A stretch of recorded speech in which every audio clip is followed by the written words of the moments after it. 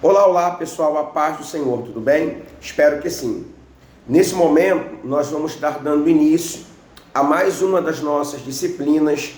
Nessa oportunidade, vamos estar estudando a educação religiosa. A disciplina de educação religiosa, ela tem uma relevância muito importante dentro do contexto eclesiástico e religioso de um modo geral. Por quê?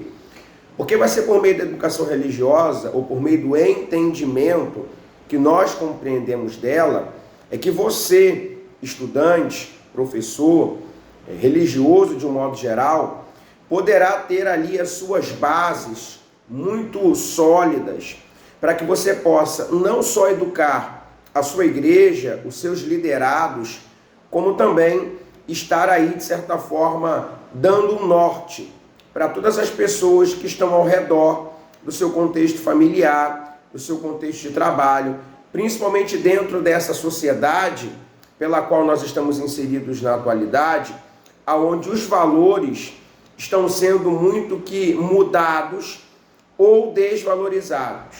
Existe uma narrativa no mundo atual que ser cristão, que vivenciar os pilares judaico-cristão, que nos é ensinado há muito tempo, é viver dentro de uma cultura mofada, arcaica, que não tem nenhum tipo de relevância na atualidade.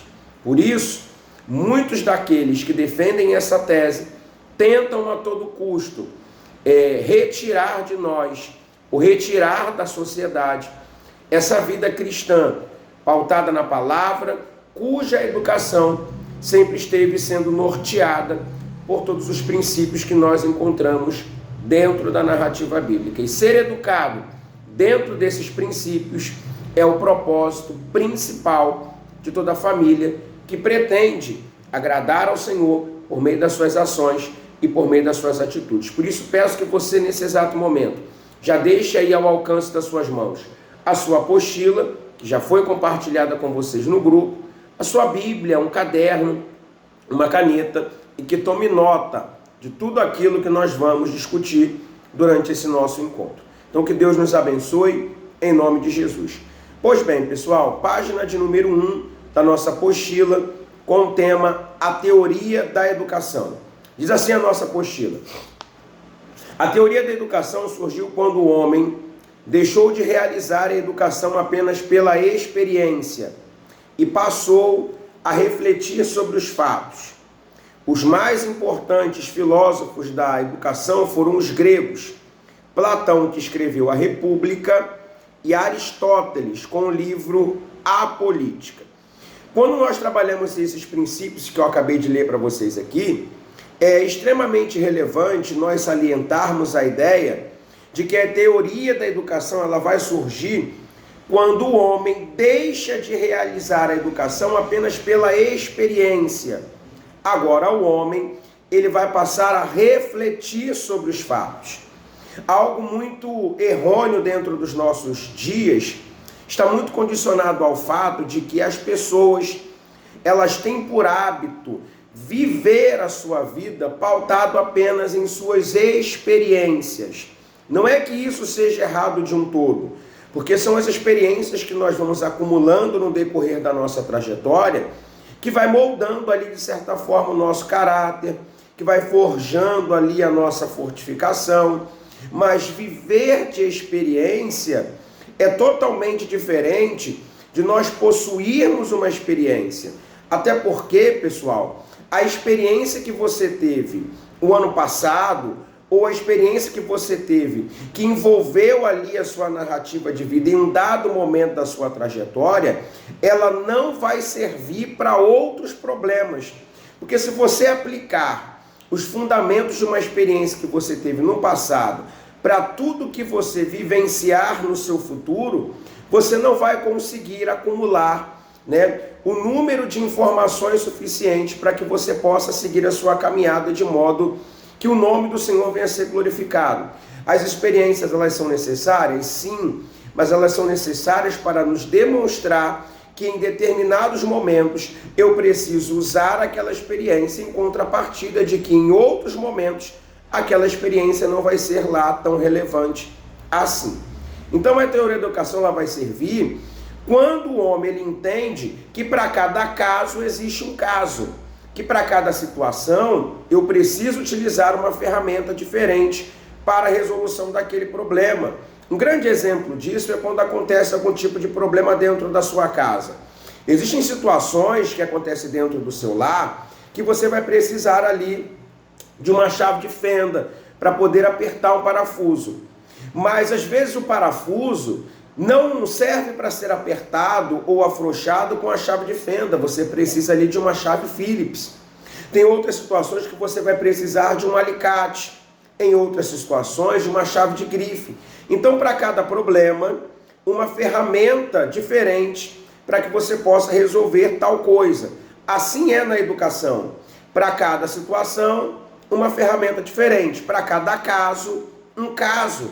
Então, o homem ele começa a ter condições de crescimento quando ele entende que ele precisa refletir para cada situação que ele tem enfrentado. Então, para esse problema, uma reflexão. Para outro problema, uma outra reflexão. Então, quanto mais eu reflito, mais eu me educo. Quanto mais eu me proponho a refletir sobre os problemas que eu estou enfrentando hoje, eu consigo solucioná-lo. A própria narrativa bíblica vai dizer que para cada dia basta o seu mal. Então o mal de hoje precisa ser refletido de acordo com as ferramentas que eu tenho à minha disposição hoje.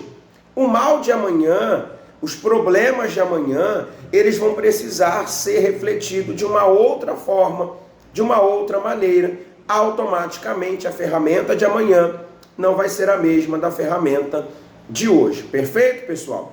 Segue aí. A apostila também vai citar aqui só nesse primeiro parágrafo a ideia da filosofia. Então, quando nós trabalhamos filosofia, trabalhamos dois princípios. A filosofia da educação e a psicologia da educação. Quando nós trabalhamos acerca da filosofia da educação, nós trabalhamos dentro do ato de questionar. A filosofia ela serve para questionar. Então, uma informação me é concedida, ou um problema me é apresentado. Eu vou utilizar a ferramenta da filosofia para educar a minha mente para resolver o problema. O que eu devo fazer? Eu devo questionar, sabe? Eu devo levantar ali algumas questões como por que isso está acontecendo, como para que isso está acontecendo, trazendo para o lado espiritual. Quando uma situação ela se levanta, eu não preciso perguntar para Deus por que eu estou passando por isso. Isso não é filosofar, isso não é questionar, sabe? Ao ponto de você tentar resolver. Quando você pergunta para Deus por que eu estou enfrentando essa situação, eu estou questionando a capacidade do cuidado de Deus em relação à minha vida. O questionar dentro desse princípio deveria ser o para quê, ou o que o Senhor quer que eu aprenda dentro dessa situação. Isso é filosofar. Para que eu estou passando por isso, Senhor? Ou o que o Senhor quer me ensinar com essa situação? Aí sim você questiona, aí sim você filosofa. Porque questionar não é você questionar a ideia da capacidade do outro não se importar com a sua situação. O questionar é você tentar trazer à sua mente ou ao seu coração o que aquela situação tem para lhe produzir de bom. O que aquela situação vai fazer você ser acrescentado ou acrescentada. Beleza? Agora, quando uma situação aparece que você precisa utilizar uma outra ferramenta, que a apostila vai trabalhar a ideia da psicologia da educação, é você tentar compreender, tá bom? Ou seja, é você olhar com os olhos dos outros, trazendo para o lado espiritual, já que estamos numa aula de teologia. Quando um problema surge e você vai tentar utilizar a ferramenta da psicologia, que tenta fazer com que você compreenda, utilizando os olhos dos outros, é você tentar olhar ou analisar pela ótica de Deus. O que Deus quer fazer por você dentro daquela situação, ou o que Deus quer produzir em você dentro daquele sistema. Beleza? quando nós olhamos a narrativa bíblica, por exemplo, nós visualizamos ali a multiplicação dos pães e dos peixes, correto?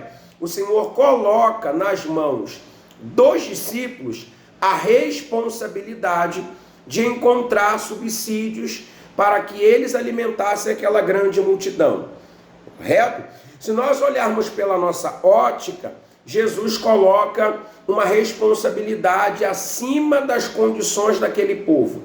Então Jesus quer me punir, Jesus quer me colocar em uma situação constrangedora.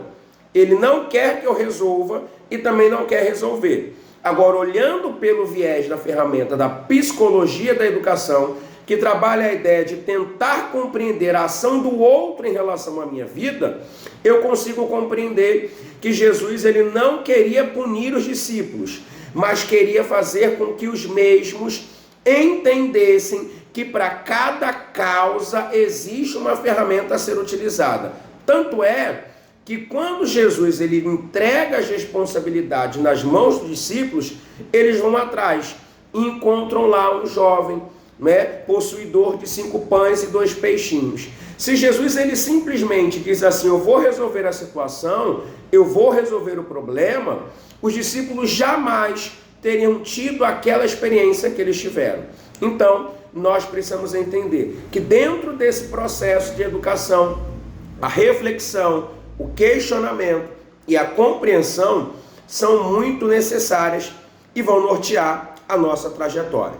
Terminando aí o nosso primeiro parágrafo, vai dizer o seguinte: o que constituiria uma boa educação?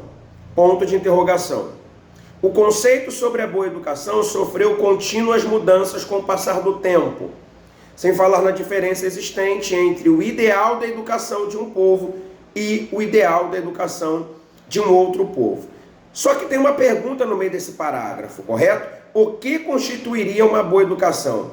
A resposta ela é tão simples e tão clara como o poder de se visualizar uma neve, né? Uma boa educação se constitui na capacidade que a mesma tem de transformar o homem de uma criatura selvagem para um ser pensante. Um homem sem educação, e quando eu falo homem aqui, eu abarco tanto o sexo masculino quanto o sexo feminino. A educação ela tem esse poder de transformar a criatura em um ser humano. Criatura, pessoal, age por instinto, tá bom? Age sem pensar, não tem filtro antes de falar, antes de agir. Agora, o ser humano, ele tem a capacidade de refletir os seus sentimentos. A criatura tem instinto, o ser humano tem sentimentos. Instinto faz com que eu venha tomar atitudes pautadas no calor do momento. Sentimentos, emoções, faz com que eu chore ou que eu tenha a capacidade de sorrir. Mas, acima de tudo, me dá a capacidade de pensar antes de falar. Então, quando nós estamos diante de uma situação que nós precisamos resolver aquele problema, ou estamos ali sendo oprimidos, caluniados, acusados, não é isso? Ofendidos, e precisamos nos posicionarmos, o homem sem educação, ele vai reagir de acordo com o calor do momento, vai pagar na mesma moeda. Agora, o ser humano, que é o possuidor de uma educação, se necessário for, ele vai se calar, ele vai pensar 2 vezes, vai esperar o nível, do problema abaixar para depois ele resolver a situação. Então, o que se constitui uma boa educação? Naquela que tem o poder de transformar o homem de uma simples criatura para um ser humano que tem a condição de dar continuidade à sua vida, pautado numa atitude sempre equilibrada. Então, essa aqui é a primeira parte da nossa disciplina. Sigamos para os próximos vídeos logo em seguida. Espero que tenha sido claro aqui nesse parágrafo e que Deus abençoe rica e abundantemente a sua vida. Um beijo no coração de todos, em nome de Jesus.